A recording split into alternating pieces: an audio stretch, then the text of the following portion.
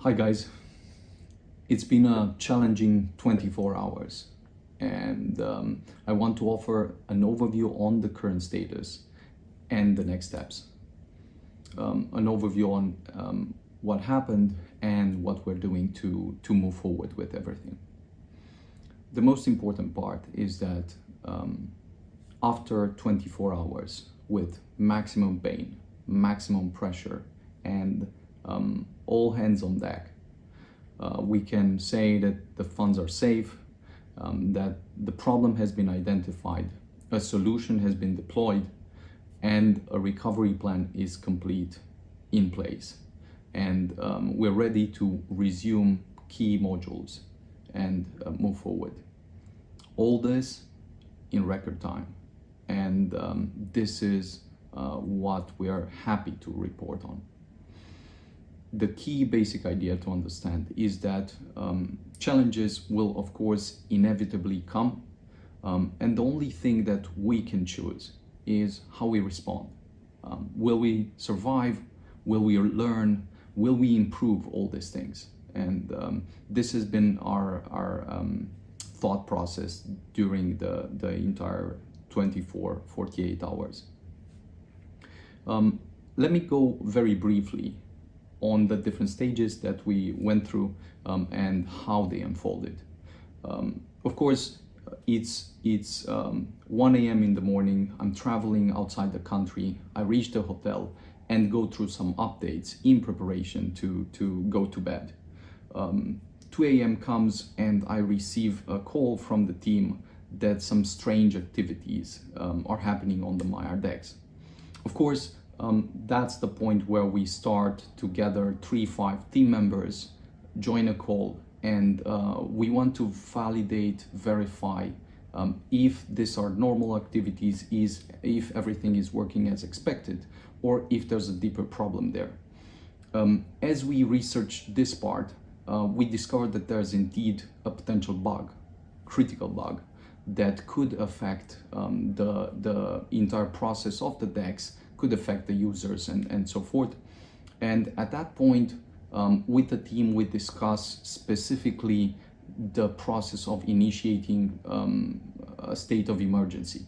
What this actually means is that at around 3 a.m. in the morning, we wake up, a larger part of the team, we start researching and verifying what the implications of the bug are and how we can limit them. And how we can stop them, because our foremost priority is making sure that the funds are safe, that users are safe, and that as we solve this problem, we can resume activities and move forward in a way that users are basically not affected at all. We initiate state of emergency, we stop 2 core activities, the Maya decks and key APIs, all this with the knowledge that if we don't stop them, the exploit could affect a large number of users, and this is the most important thing that we want to prevent. We do this, of course, the night passes, and we clarify a few things. One, what are the order of priorities in a state of emergency? What are the most important things that we have to focus on as a crisis like this emerges? And our priorities are this. First and foremost, understand what the problem is, limit its damage, and ensure user and fund safety. This is our foremost priority, and this will always try to optimize for. The second priority is defining a solution. Once we've understood the problem, how can we solve the problem in such a way that the same attacks cannot apply anymore, that things become safe and that we can move forward? And with the solution, defining a recovery plan through which we can resume all key activities and proceed with the entire ecosystem progress. The third priority is actually proceeding according to plan, resuming key modules, making sure that the problem is solved, and then as the plan is properly executed, just moving forward with the entire progress as mentioned before. This is the overview of everything we've done. Now, the most important part that you're probably interested in is what's the current status? What are the next steps? The current status is this. A bug has been discovered. This has been a protocol bug, a critical bug that we've limited, that we've now solved, for which we've deployed a new mainnet launch, mainnet release, and actually one has been deployed during that very morning, yesterday morning, and another release has been deployed yesterday evening. So two mainnet releases have been deployed specifically to isolate and solve this bug and make sure that it cannot be exploited and used in the future. The second part is, of course, the part where we focused on making sure that all funds and balances are checked and verified, that we see what the exploit has done, that we see if there are some consequences, and we make sure we can recover everything and prepare everything to be ready for a situation where the entire process and the entire activity resume. What we can say is that we've recovered already 95% of the fund and are making sure that as we prepare to start the MyRDEX and the other key modules, funds will be available to users in full. Whatever is missing will be covered by the Elrond Foundation, and we're already proceeding with this according to plan. The last and most important point is we've solved the bug. We've recovered and made sure that we understood the effects and consequences. And now we have a very proper plan in place to resume everything and continue with the next steps. This is extremely important, and at this point it seems like the mainnet upgrade is done, and during today the MyRDEX will be resumed. Key APIs will be resumed so that all products are working as expected. During the entire process, at no point has the blockchain been halted. So at every point it has worked and so forth. And we're now ready to not only resume the MyRDEX, but make sure that utmost security is in place so that as we move forward with the new products, we can be sure that things are safe, that we can further build on these products and expand the ecosystem.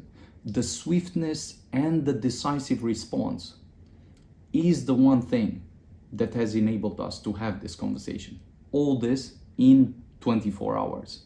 I want to transition to the last point, which is just going through 5 questions that the community might have and that we want to briefly touch on. What did actually happen? You've heard the overview, but maybe it's not clear exactly what happened. What happened was we've discovered a protocol bug that was exploited and that affected several users. As we discovered this, we've halted some key modules like the MyRDEX and the APIs in order to prevent any kind of bad effects affecting users. This we've done with utmost swiftness and understanding the potential implications. Now a solution has been deployed, the bugs are fixed, and we're at the point where funds are ready in full for all users to access them and to use them. This is extremely important that both the solution is done and the funds are there, and we have a plan to resume the entire process of key activities. This is how we move forward in a thoughtful and effective way. Question number 2, are there any funds lost? I can say with clear certainty that 95% of the funds have been already recovered during the first 24 hours. Of course, you can assume that we are in discussions with all exchanges, law enforcement agencies, and users from the community. There are a lot of discussions during this type of situations. We very much appreciate the support and the feedback. The most important point is funds are ready in full. They will be accessed by the users, and we are finally ready to proceed with all the activities. Question number 3.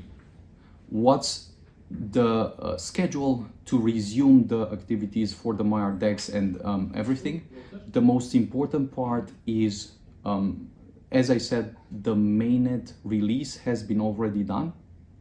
And during today, the Maillard DEX will go through the process of being resumed with all key other products and modules ready to be resumed as well. So if everything works well, by the end of the day, we have both the new version of the Maillard DEX and the entire solution for any bug being ready and usable, so that the entire community can proceed with using the products and moving forward. Question number 4. How will you handle eGold arbitration price as the Maillard DEX starts? Well, we've prepared a very specific mechanism of restarting the Maillard DEX, where at first the Maillard DEX will enter a safe mode where swaps are not available to anyone in the community, but only to the protocol. This idea makes sure that as the DEX resumes during this safe mode phase, the price will calibrate to match the price of eGold on Binance, such that when it will open swaps for the entire community, it will match already the price on Binance. This will make sure that everything is simple, clear, and smooth on the exchange, and swaps will be enabled for the entire community. Question number 5. Do we have a more technical explanation of the entire bug? You've already heard that there's a different explanation within the community covering the technical part. What we wanted to make sure is, first, ensure security, deploy the solution, make sure that everything is available again, and then do a proper explanation in written form that will cover all the technical details, and will also cover the solutions and how we've overcome the entire process. This is the order of priorities that we've looked at and that we believe are most effective in securing the situation, ensuring that we limit any type of damage, ensuring that users and funds are safe, ensuring that we can restore activities with utmost speed, and ensuring that there's further progress as we move forward and go past this particular problem. So the conclusion would be precisely what I've started with. In 24 hours, with maximum pressure and maximum pain, we've discovered a protocol bug, discovered an exploit, managed to secure all funds and prepare them for the new release, solve the problem, deploy several fixes, and now we are ready to resume activities with the Maillard DEX and the other products and move forward. You can basically assume that this type of crisis will come to all blockchains and probably all dApps, and the only thing that we want to think around is how we can make the process of responding to this type of challenges more effective, more focused, and ensuring that at the end of the day, even though we go through very, very hard times, users are safe, funds are safe, the protocol is working as expected, products are working as expected, and we pass this storm and move forward to the next steps. The closing point is this: the upgrades are now ready, the recovery plan is ready. Whatever comes, Elrond will continue to move forward. One way or another, we'll find solutions to whatever comes. Once the current solutions are live, the Mardex is live, we will be ready to proceed with the other exciting and interesting updates. Thank you for the support, and take care.